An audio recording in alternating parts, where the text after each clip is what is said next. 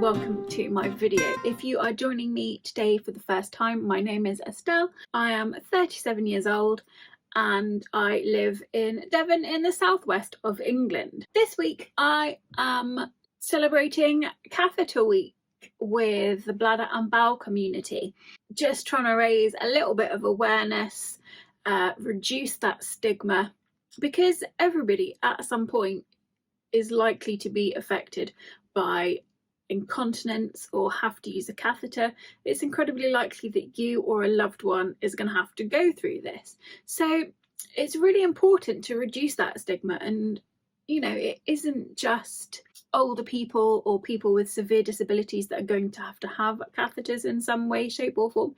It can affect everybody. And a lot of people, you wouldn't even know that it affects them. It's really important to sort of reduce that stigma, reduce that fear, and encourage people to go and seek help if they've got bladder issues, because a catheter could potentially change your life.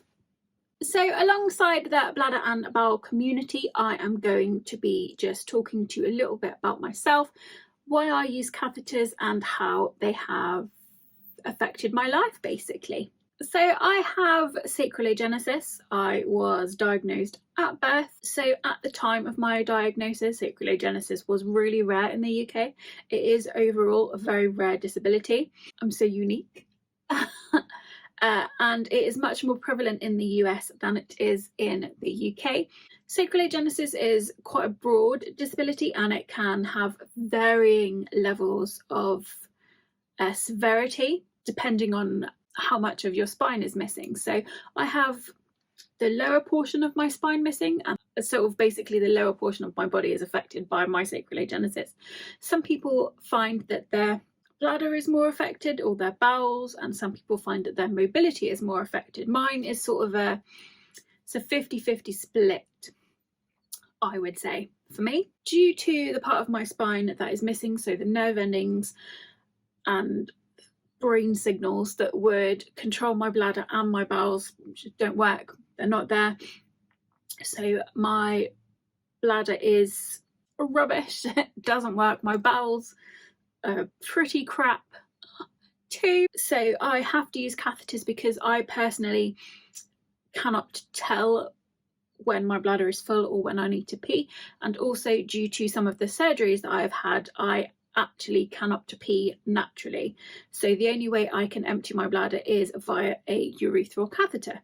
This is, like I said, we found out about my condition from birth, and when I was born they weren't really sure how it would affect me in the future. I think at one point my parents were told that I wouldn't be able to walk, and I showed them. But yeah, it was sort of a play it by ear kind of a situation. They weren't really sure what the future was going to hold for me and how sacral agenesis was going to affect my life. As it was, I have a number of mobility issues that I have had a number of surgeries for. My most recent orthopedic surgery was in 2020. I've talked a lot more about how sacral agenesis has affected my life and some of the procedures and things I've had. I've talked a lot more about them in depth on my YouTube channel. So if you want to know more, feel free to head over there and have a look. I can't really remember a lot of how incontinence affected me before I was 15. I know I suffered from incontinence a lot. I would have a lot of accidents. I had to wear incontinence pads and it wasn't great. It wasn't ideal. It was a tricky time, and I think I have shut quite a lot of that out of my brain because I don't really remember it, if I'm honest. And then when I was 15, because I was having a lot of UTIs and a lot of incontinence issues, I had my first bladder and bowel surgery. So I had a clam ileoplasty, where basically they take a portion of your bowel out and then it is stitched into the wall of your bladder, and it basically makes your bladder bigger, gives your bladder more capacity so you can hold more pee in, which is, you know, designed to reduce incontinence. So from the age of 15 I then had to self-catheterize because that was the only way I was able to empty my bladder. And in those sort of first years following my bladder surgery, I don't think I looked after myself particularly well. I wasn't terribly keen as a young teenage girl at an all-girls school. I wasn't terribly keen on the idea of catheterization, and I will say it did take me a few years to get my head around it. Just from sort of a personal point of view, I've suffered a lot of medical trauma, so some of it was quite hard to come to terms with. I will say once I got into the swing of things, it absolutely, I can look back now and say that surgery when I was 15 changed my life. It made my life so much easier, and just carrying catheters around was certainly not the big deal I thought it was. And then everything was fine and dandy with that surgery. My bladder worked really well, the catheterizing worked really well up until I started to approach my mid-30s, I would say. And then I started to get sort of a lot of recurring UTIs. I had so many UTIs. I was finding that I was having to get up 4 times a night to wee. I was having accidents. I was having a lot of issues with incontinence, despite how many times I would catheterize. I had to have a whopping great bladder stone removed at one point, which they think was caused by the sheer number of infections I had. I got in touch with my GP and I got in touch with my urology team, and I had a number of different examinations and tests done. So ultrasound, I had a couple of cystoscopies, a cystogram, and then I had a big urodynamic test done. And I also had some bowel investigations during this time where they discovered that I had colitis. So it was sort of a exciting few years for my bladder and my bowels. But eventually I was diagnosed with sort of quite significant kidney reflux and to both kidneys. And my kidneys aren't great anyway. They are a lot smaller than they should be, and one is a lot smaller than the other. And I love hearing every time I have an ultrasound, "Are you sure you've got kidneys?" Yes, I'm sure. Unless somebody whipped them out when I wasn't looking, they're definitely there. Anyway, I digress. So after all these investigations and just the sheer issues I was having with incontinence and infections and bladder spasms and pain, they offered me a couple of different options. So I was offered just to leave it and live with it. Not an option. They offered me Botox, where basically every sort of 6 months or so, depending on how well it takes, they inject Botox into your bladder walls, and this is designed to sort of help stop those spasms and can really help with incontinence. It's a really uninvasive way of helping with incontinence issues. I was also offered a couple of different types of surgical options, and then the option that we went with that seemed the most sort of long-term solution for me and was slightly less invasive than having my entire bladder and my ovaries removed. The surgical option they offered me was to have the clam ileoplasty redone and have a bladder augmentation, which is where they take a strip of your stomach muscle and patch it in underneath your bladder to hoik the whole thing up in the air. Not in the air, but up inside. That can sort of help with stress incontinence and bladder weakness. So that was the option we went for. And then I had that surgery in May 2021. So after that surgery, the recovery was a bit of a long haul, and I'm still sort of recovering from that surgery now, 8 months on. It was a really successful surgery, and since then I have had maybe 1 or 2 incidents. I've had a few UTI symptoms, but nothing overly significant, and actually the surgery has gone really well and I'm really pleased. So that's really good, and I'm really pleased with that surgery, and I'm also really proud of myself that I can talk about it so openly now. I still catheterize every time I need to pee because, as before, I still cannot tell when my bladder is full or when I need to pee, and I cannot empty my bladder naturally. I have to use a catheter to empty my bladder every time I want to go to the toilet.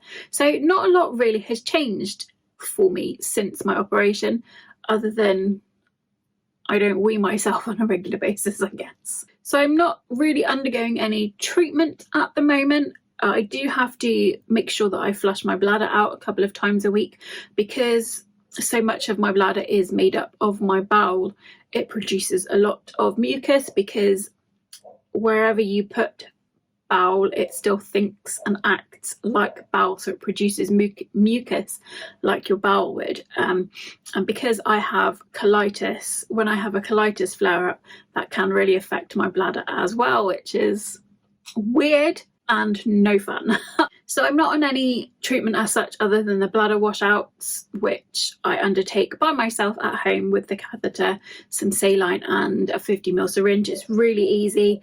I have talked about bladder washouts and flushes and different types of catheters before on my channel. If you want to know about things a bit more in depth, then check out my channel on YouTube. There are lots of different treatments out there, like the Botox treatment I mentioned earlier, and there are medications you can take to help with incontinence and bladder spasms, and obviously antibiotics for when you have UTIs. So there are a lot of treatment options out there that you can explore with either your GP or if you have a specialist team.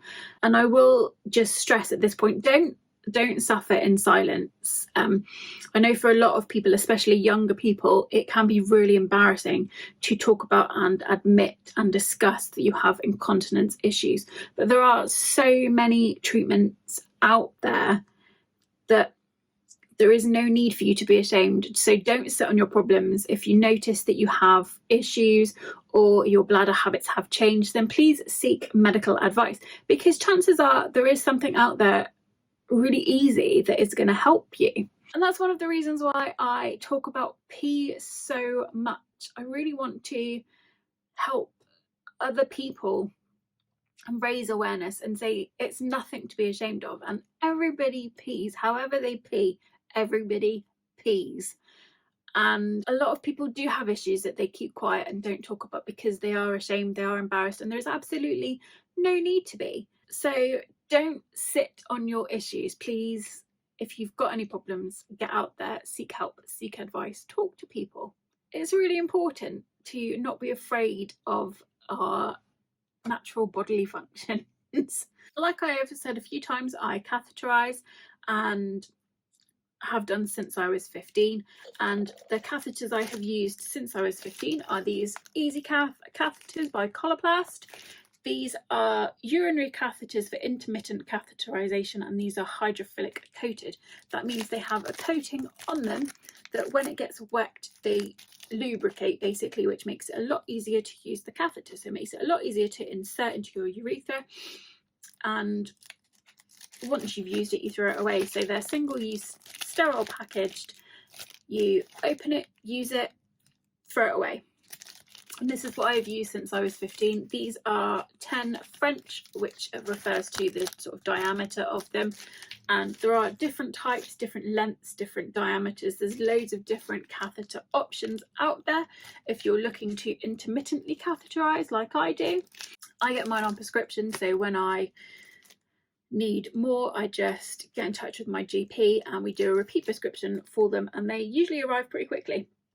So that is what I use on a daily basis. I have tried a couple of different types of intermittent catheter, including ones that come pre-lubricated. Didn't like those. I've tried different diameters and I've tried different lengths, but this is always what I've gone back to. Yeah, they're great for me. They work really well, and the output end fits in the syringes I use for my flushes really well. So that is what I use. Coloplast EasyCath. I occasionally also use these SpeedyCath Compact Plus catheters, which are again single use, and these come pre-lubricated. So the idea of these is that if you can't get to, say, a toilet or a disabled toilet or somewhere that's got sink facilities so that you could put water into these to lubricate them, this comes fully lubricated. It's compact, fits in your pocket, it's discreet. If you saw that in a bag, you would probably think it was a pen. So yeah, they are super discreet, super handy. For me personally, they aren't quite long enough, because following my bladder augmentation, my bladder has been lifted up that bit higher. So I don't find these quite long enough. So they're not great for daily use, but I find them really useful if I am going out for dinner or just popping out for a couple of hours, because it fits in my pocket. I don't have to take a bag.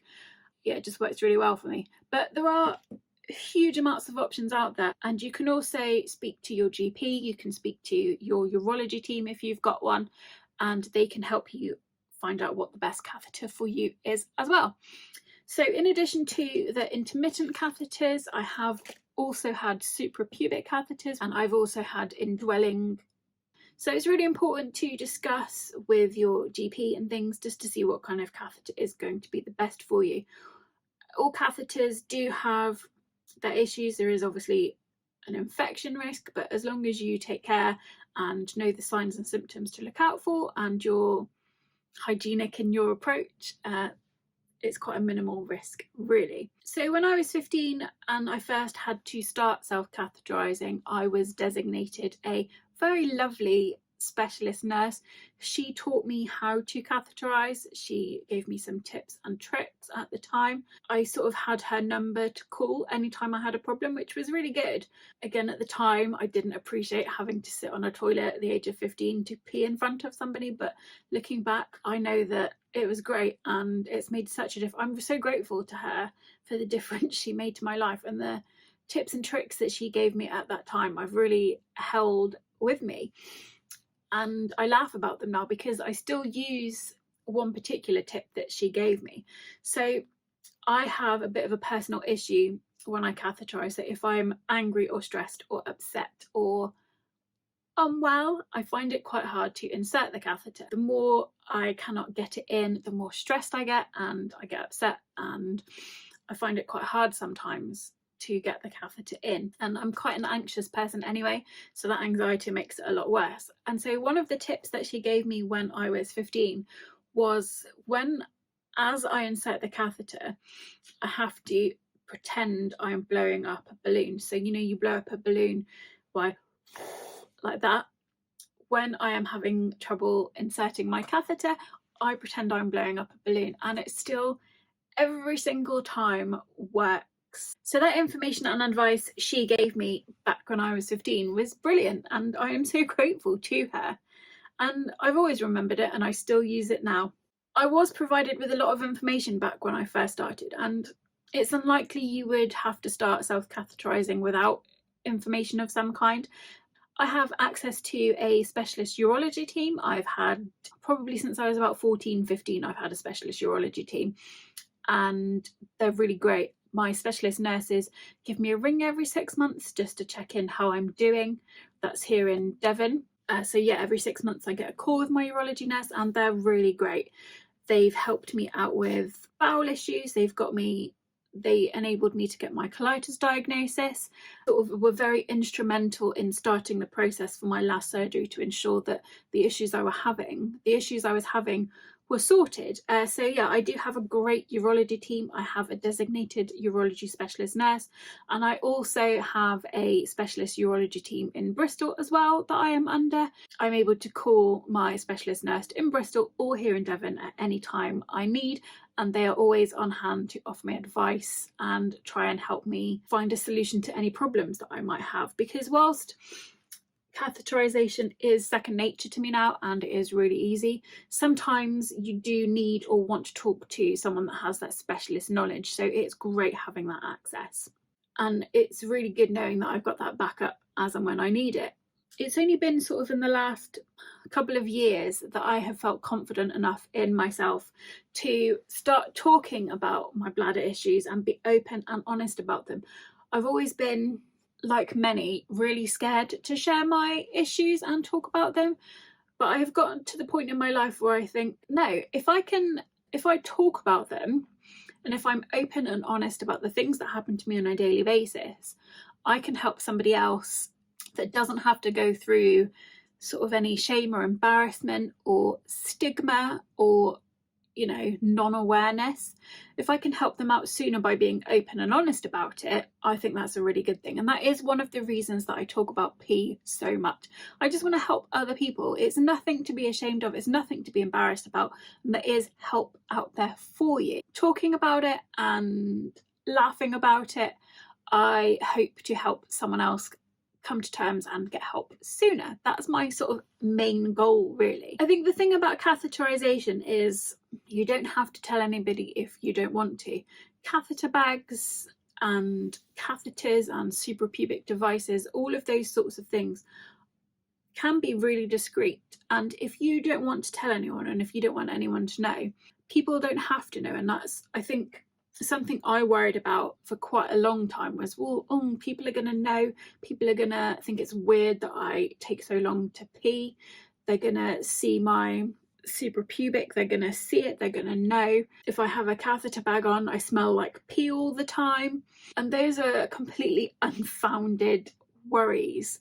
Having a catheter certainly has never affected any of my relationships. I think up until the last couple of years, nobody except for my sort of immediate family and my husband knew about my catheters and about my disability and about how it affected me and about how I had to catheterize. And I think I only told my now husband when we first got together, when it was sort of becoming serious and we were going to live together. That was the first time I sort of explained to him that I used catheters and what they were. But for many years I couldn't even say the word catheter in front of him. I would say stuff. I physically couldn't say the word catheter to him. And it's only been sort of in recent years that I have talked about my pee to my husband a lot more, because he loves me, I hope, and he's as big a part of my life as catheterization is, so why wouldn't I tell him? But it certainly never affected our relationship. And other people that I've told, when I've had to tell work colleagues, when I've had to explain it to friends, nobody ever really batted an eyelid. And more than anything, they had questions. That was really nice. And it was really nice that they had questions and we were able to talk about it and I was able to help explain. That was really good. And I felt such a release, and all that pent-up anxiety about the shame and stigma behind catheterization was just gone because I was able to talk about it so openly. But yeah, catheters have never really affected my relationships with anyone. I think a lot of what holds us back is our own sort of fear and hang-ups. And I am here to tell you that it's okay to talk about pee all the time. It's a natural bodily thing, it really is. And I think more people than you realise have to catheterize. And I think the more we talk about it, the more we'll sort of get away from that idea that it only happens to older people, because it very much affects younger people too. And the more we talk about it, the easier it's going to be for a new generation to come to terms with their disability, to seek help sooner, and to know that they're not alone. There is a sort of a bit of a lack of information out there, and I will say, sort of from an incontinence point of view, I find it incredibly frustrating that adverts for incontinence products or bladder issues are very much aimed at an older generation, or perhaps women who have given birth, because that's not the case. Incontinence issues and the need for a catheter can absolutely arise any point in your life. You don't have to be older, you don't have to have had a child, you don't have to have a severe disability to have to use a catheter or to have incontinence issues. And that's something I would like to get out there more. I'd like to see incontinence product adverts aimed at younger people. I'd like to see adverts for, ostomy products on TV more. I'd like to see it talked about in mainstream media, and I think that would make a real difference to people's lives if there was more information out there. And I think we should absolutely acknowledge that people who use catheters are a much broader spectrum of ages and different types of people. And I think once it becomes more mainstream, once it's talked about more, that's obviously a positive thing. So yeah, I would like to see a little bit more information out there, and I would like to see sort of more information aimed at younger people. That would be really good, and I think really helpful for a lot of younger people out there that are maybe starting their catheter journey. Well, I think I have waffled on quite enough. Like I said, it is Catheter Week, and it would be really good to raise some awareness around catheters and the different types of people that use them and the many different reasons that you might use a catheter. Thank you to the Bladder and Bowel community for including me in this. I hope I've done a little bit to help raise some awareness. And I really hope that by me, little old me, talking about pee and catheters all the time, I really hope I can reach somebody that might feel some stigma and some embarrassment around it. So thank you for watching, and if you want to get in touch or find out more information about me, you can find me under Estellasaurus on Twitter, Instagram and YouTube.